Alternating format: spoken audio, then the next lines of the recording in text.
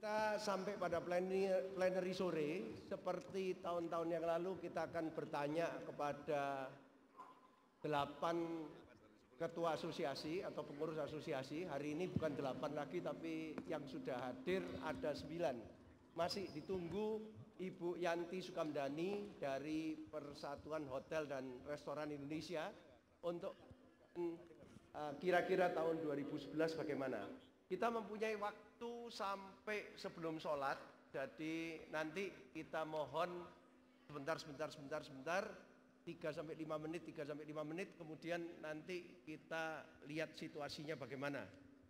Nah, untuk para hadirin sekalian, nanti malam masih ada acara yang tidak kalah serunya di sini, yaitu Youth Women Netizen Party. Kalau yang senang Beatles, nanti ada grup yang namanya Jiplak, yang persis The Beatles. Dan yang senang Panji akan manggung di sini sesuai dengan acara di TV, di Metro TV, yaitu proaktif kalau nggak salah ya, proaktif reaktif atau apa itu. Dan juga nanti ada Saikoji, ada macam-macam, ada Ibu Linda Gumlar sebagai Menteri Perempuan, juga ada berbagai-bagai Youth Women and Netizen Icon yang akan hadir nanti mulai di sore hari. Tapi sekarang kita akan perkenalkan satu persatu asosiasi-asosiasi yang ada di sini. Kita mulai dari Pak Ali Subroto dari Gabungan Elektronik Indonesia. Tolong berdiri sebentar, tepuk tangan untuk Pak Ali Subroto. Mewakili Gabungan Elektronik Indonesia, Pak Handoyo Singgi dari Apkomindo, Asosiasi Pengusaha Komputer Indonesia. Silakan berdiri sebentar. Pak Gunadi Sinduwinata, IC, Asosiasi Industri Sepeda Motor Indonesia. Silakan berdiri sebentar. Pak Sarwoto Atmo Sutarno, Asosiasi Telepon Seluler Indonesia atau ATSI, tolong berdiri sebentar.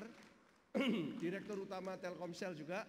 Insinyur Adi Siswoyo Lukman dari GAPMI, Gabungan Pengusaha Makanan dan Minuman Indonesia. Terima kasih Pak. Pak Roy Mande, Asosiasi Pengusaha Retail Indonesia, APRindo. Pak Yongki Sugiarto dari Gaikindo, Gabungan Industri Bermotor Indonesia. Kemudian Pak Setio Maharso dari REI, Real Estate Indonesia, dan terakhir Pak Sigit Pramono dari Perbanas. Ya, beberapa dari bapak-bapak ini sudah ikut panel sore ini bertahun-tahun, termasuk Pak Sigit yang mulai dari pertama kali juga ikut membantu kita untuk memberikan pencerahan pada para marketer. Saya mulai dulu dari Pak Setio Maharso. Katanya Pak Setio Maharso harus ke DPR jam 5.30. Silakan dulu 3 menit Pak untuk memberikan gambaran 2011 itu pertumbuhannya bagaimana, kemudian model real estate apa yang akan tumbuh. Silakan.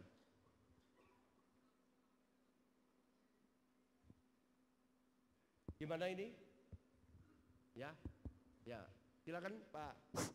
Terima kasih Pak Hermawan. Assalamualaikum warahmatullahi wabarakatuh. Salam sejahtera untuk kita semuanya. Industri properti di Indonesia ada 2 kategori Pak. Satu kelas menengah ke bawah, itu tergantung regulasi.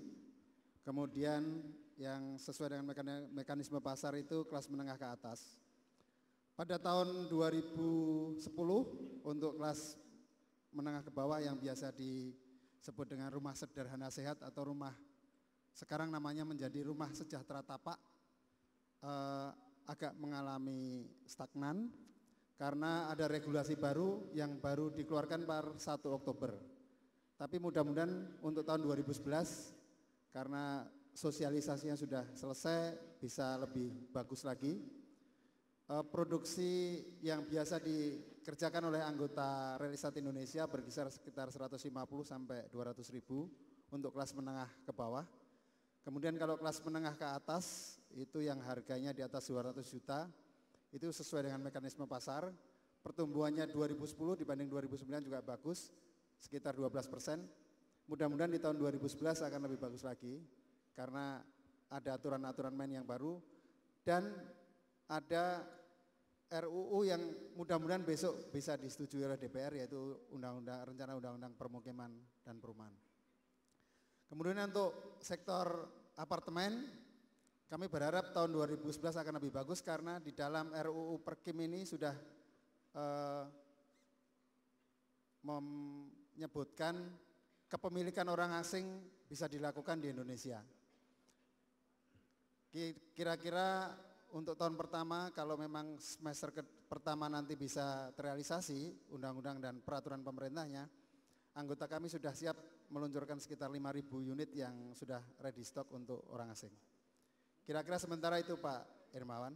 Ya, tadi pagi kita bahas bahwa Indonesia itu memasuki semacam golden bridge karena semua orang berpendapat bahwa Indonesia itu sudah mencapai GDP per kapitanya $3.000 dan akan menjadi 5.000, bahkan Pak Khairul Tanjung tadi pagi mengatakan bukan 3.000 lagi tapi 3.200. Dan biasanya kalau sudah 3.000, 3.200 ini orang akan lebih lifestyle oriented, tetapi asal affordable. Kalau di properti gimana ini Pak? Apa bentuk-bentuk rumah ini 2011 ini kalau Anda lihat, apakah nanti apartemen yang bakal laku ini mesti apartemen yang punya lifestyle bukan cuma harga toh, atau gimana sebetulnya? Untuk apartemen pasar yang paling gemuk ada di kelas menengah antara 200 sampai 400 juta. 200 sampai 400 juta. Ya. Sebagai gambaran begini Pak Hermawan. Jadi untuk Jabodetabek sendiri penduduk Jakarta kan kalau siang itu 12 juta. Kalau malam 8,5 juta. Iya. Berarti ada sekitar 3,5 juta komuter. Jadi 3,5 juta itu sebenarnya opportunity itu. Iya. Supaya mereka tidak perlu keluar. Itu balik lagi ke kota, back to city. Karena dia dulu beli 200 juta adanya di Bekasi dan Tangerang. Sekarang dengan adanya apartemen-apartemen yang kelas 200 sampai 400 juta, mereka akan balik lagi karena kemacetan yang mendera mereka sehingga produktivitasnya turun.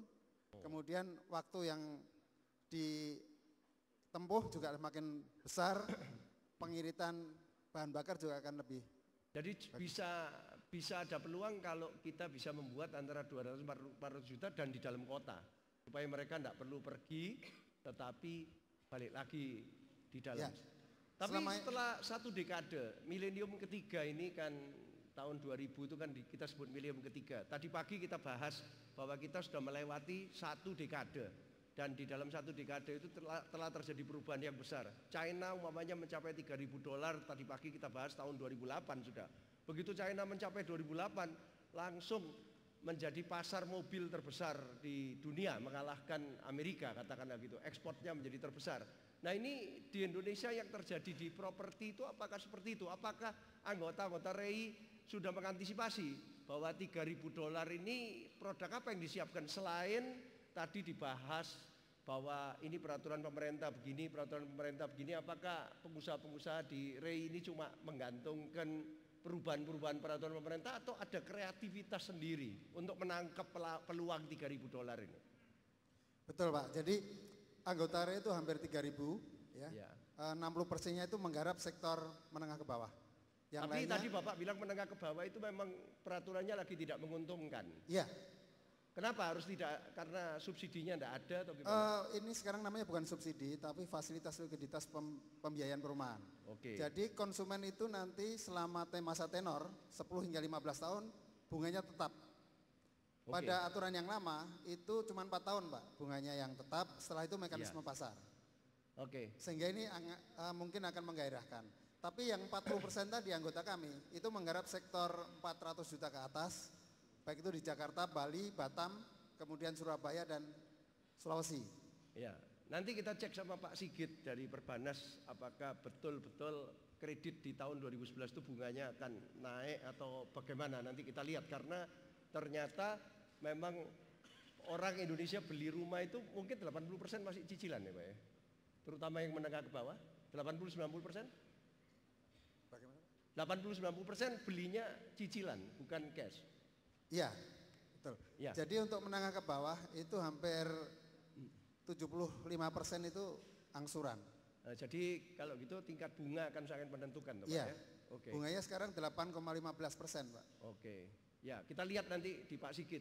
Pak Yongki gimana kalau mobil ini? Kalau di China kan tadi begitu $3.000, itu langsung pasar China itu menjadi pasar terbesar di dunia. Kalau di Indonesia nanti 2011 Gaikindo sendiri proyeksikan naik berapa persen, Pak? Selamat sore Pak Dokter Hermawan Kartajaya. Iya, Pak. Harus panggil dokter ini. Iya, Pak. Terima kasih. Kemarin Iya. menerima gelar doktor honoris causa Iya, dari ITS.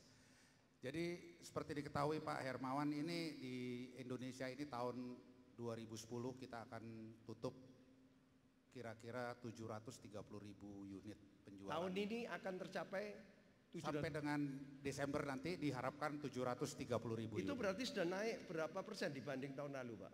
Bagaimana? Tahun lalu berapa ya? Tahun lalu 486. Tahun lalu 480.000 terkena krisis, tahun ini menjadi 730.000 berarti bisa naik 25% ya? Hampir 50%. Hampir 50% ya? Oh ya, kenaikannya. sorry. Kenaikannya 50%. Tahun depan? Jadi tahun 2008 itu sempat 600.000, lalu anjlok ke 480, lalu sekarang naik lagi ke 730, dan ini rekor untuk dunia otomotif di Indonesia. Dan kalau 2010 ini Indonesia 730.000, apakah kita sudah menjadi yang terbesar betul-betul di ASEAN, mengalahkan Thailand? Kita belum tahu bagaimana November Desember ini Thailand, tapi kita sudah di atas Malaysia. Mudah-mudahan tahun ini kita di atas Thailand. Jadi kita merupakan pertama kalinya nomor 1 di ASEAN. Kalau memang 730 dan Thailandnya tidak lebih dari kita. Ya. Tetapi ini merupakan pertanda bahwa kita akan, kalau saya selalu yakin bahwa kita akan mencapai 1 juta duluan dibanding Thailand maupun Malaysia. Thailand tidak pernah 1 juta, Pak ya? Belum, karena Thailand selama ini juga kisarannya 600 sampai 700.000 setiap tahun. Tetapi penduduk Thailand kan cuma 68 juta, Pak. Kita 230 juta. Ini kan potensi pembeli semua. Tergantung bunganya ya. Tergantung Cicilannya. income per kapita yang terus meningkat dari tahun ke tahun. Lalu juga tergantung Pak Sigit nanti dari Perbanas bagaimana menerapkan suku bunganya gitu. Iya. Iya kan? Karena otomotif kita sama Pak. 80% itu dibeli secara kredit atau Iya. leasing. Nanti Pak Gunadi rekan saya dari IC tentu bisa bicara mengenai Jadi roda. tahun depan proyeksinya berapa, Pak? Kalau semuanya berjalan normal dalam arti kata suku bunga perbankan masih seperti hari ini, BI rate 6,5%, US dollar juga di kisaran 8.900, likuiditas perbankan juga baik hari ini, tidak ada gejolak-gejolak lain, kurs mata uang juga stabil, maka kita berharap tahun depan sekitar 800.000 bisa. Oh, enggak sampai 1 juta ya? Belum. Enggak bisa sampai 1 juta ya? Belum. 800.000. Nanti kita harapkan di tahun 2013 Yang akan yang mencapai nanti 1 juta. kategori growth-nya paling tinggi apa, Pak? SUV atau tetap model kijang Begini, atau dari apa yang ada sekarang atau selama ini, kisaran harga 100 sampai 150 juta itu adalah pangsa pasar yang terbesar. 100 sampai 150 100 juta. sampai 150 juta. Oh, kalau Bentuknya macam-macam. Ada yang city car, ada yang SUV, ada yang MPV, tergantung kebutuhan daripada masyarakat. Tetapi kami yakin Pak bahwa ini akan naik di tahun-tahun depan. Kebutuhan atau yang pangsa pasar yang terbesar nanti akan jadi 150 sampai 200, bahkan dari 200 ke 250. Karena income per kapita kita naik terus tiap tahun. ya. Itu jadi pangsa pasar yang terbesar nanti akan shifting ke atas. Kalau apartemen tadi yang paling laku antara 200 sampai 400 juta, tapi kalau mobil katanya antara 100 sampai 150, tapi tahun depan mungkin 150 sampai 200 ya. Kembali lagi pasar menengah sebetulnya yang paling besar ini ya. Betul. Makanya tadi pagi dikatakan kalau pasar menengah itu makin besar, maka itulah daya beli. Jadi pasar tengah itu paling penting. Tadi pagi kan ada data. Kita itu sudah negara urban sebetulnya. 52% urban, 48% rural. Jangan bayangannya 70% rural, 30% urban terus. Kemudian pasar menengah kita itu kira-kira 90 juta di Indonesia itu menurut BPS data terakhir. Nah, pasar tengah ini sebetulnya yang kita harapkan untuk menumbuhkan pasar Indonesia. Saya masuk ke sepeda motor dulu, Pak. Kalau sepeda motor lebih gila lagi kan? Tahun ini berapa, Pak, kalau sepeda motor? Maaf Pak, ini secara akustik Iya. penangkapannya agak kurang jelas ini. Iya. Oke. Kalau kira-kira sepeda motor- pertanyaannya menuju ke jumlah ya. Tahun ini kita bisa mencapai 7,2 juta sampai 7,3